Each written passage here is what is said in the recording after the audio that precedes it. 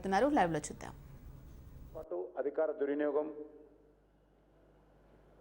ఆకర్షణీయమైనటువంటి పథకాలు, పెద్ద ఎత్తున డబ్బును ఖర్చు చేయడం, ఇవన్నీ కూడా టీఆర్ఎస్ పార్టీకి కలిసి వచ్చినటువంటి లాభాలు.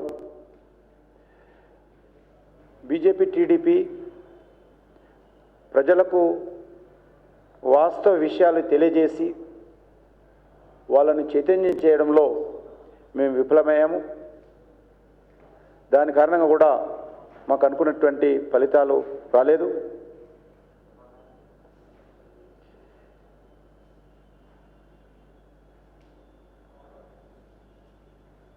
ముఖ్యంగా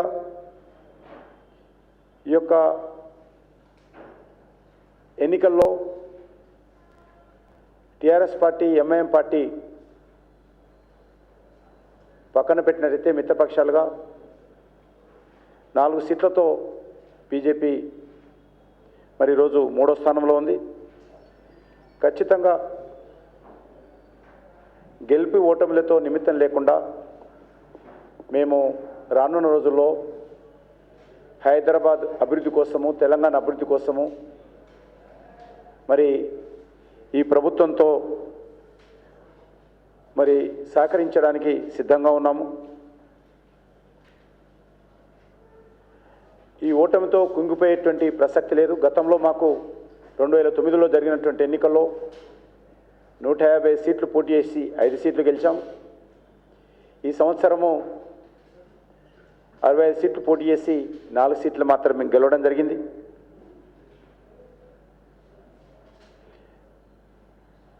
ఒక ప్రతిపక్ష పార్టీగా ప్రజల పక్షాన జిహెచ్ఎంసీలో నిలబడి రానున్న రోజుల్లో మేము ప్రభుత్వం ప్రకటించినటువంటి అనేక సంక్షేమ కార్యక్రమాలు, అభివృద్ధి కార్యక్రమాలు అమలు చేయాలని మరి ప్రభుత్వం మీద ఖచ్చితంగా జిహెచ్ఎంసీలో ఎన్నికల ఇచ్చిన హామీల అమలు కోసము ఖచ్చితంగా పట్టుబట్టి మరి ఒత్తిడి చేస్తాము.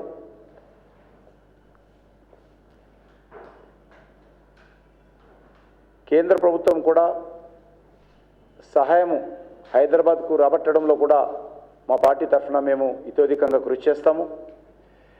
అది హౌసింగ్ స్కీమ్ కావచ్చు, స్కిల్ డెవలప్మెంట్ కావచ్చు, మెట్రో ట్రైన్ కావచ్చు, ఐటీ డెవలప్మెంట్ కావచ్చు, ఎంప్లాయ్మెంట్ జనరేషన్ కావచ్చు, వీటన్నిటి పట్ల కూడా బీజేపీ రానున్న రోజుల్లో జిహెచ్ఎంసీలో కేంద్ర ప్రభుత్వ సహకారం కోసం కృషి చేస్తాము. అదేవిధంగా టీఆర్ఎస్ పార్టీ ప్రజలకు ఇచ్చినటువంటి హామీ మేరకు మంచి పరిపాలన కొనసాగించాలని మేము భావిస్తూ ఉన్నాము. ఈ యొక్క ఎన్నికల్లో జరిగినటువంటి ఓటమిని మేము పూర్తి స్థాయిలో విశ్లేషించుకుంటాం.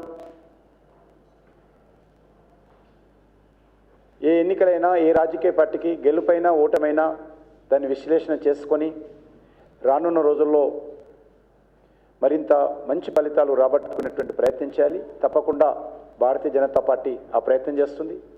ఎందుకంటే ఈరోజు 2 మిత్రపక్షాలు టీఆర్ఎస్, ఎంఐఎం పార్టీ పక్కన పెడితే బీజేపీ ప్రధాన ప్రతిపక్షంగా జిహెచ్ఎంసీలో మరి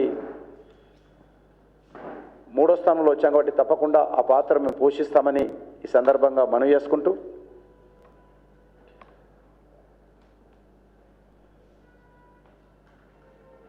కాళోజీ గారు చెప్పినటువంటి ఒక కొటేషన్, నీతి గెలుస్తుందని తెలుసు కానీ గెలిచిందంతా కూడా నీతి కాదనే విషయం అర్థం చేసుకొని కాళోజీ గారు చాలాసార్లు చెప్పారు. కాబట్టి తాత్కాలికంగా టీఆర్ఎస్ పార్టీ ప్రజాభిప్రాయాన్ని తనకు అనుకూలంగా మలుచుకోవడంలో విజయవంతమైంది. మరి ఏ రకంగానైతే ప్రజాభిప్రాయాన్ని తనకు అనుకూలంగా మలుచుకోవడంలో ఏ అయితే హామీలు ఇచ్చాయో ప్రభుత్వము, ఆ హామీలను అమలు చేయాలని చేయాలని కూడా భారతీయ జనతా పార్టీ కోరుకుంటుంది. తప్పకుండా బీజేపీ మేము డివిజన్ల వారీగా అసెంబ్లీల వారీగా విశ్లేషణ జరుపుతాం. ముఖ్యంగా పోలింగ్ పర్సెంటేజ్ విపరీతంగా తగ్గడం ఏదైతే ఉన్నదో అది భారతీయ జనతా పార్టీకి నష్టం కలిగించింది.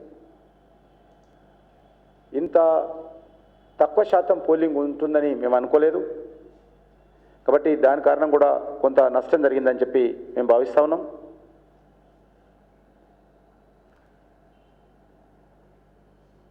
అదేవిధంగా ఈ ఎన్నికల్లో పనిచేసినటువంటి మా పార్టీ కార్యకర్తలకు హృదయపూర్వకమైనటువంటి ధన్యవాదాలు తెలియజేస్తా ఉన్నాం.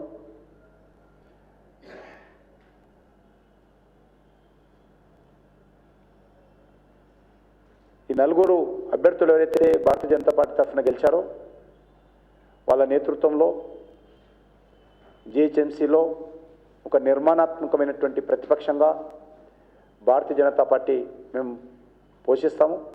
వారితో పాటు చట్టసభలో ఉన్నటువంటి 7 మంది మేము ఉన్నాం.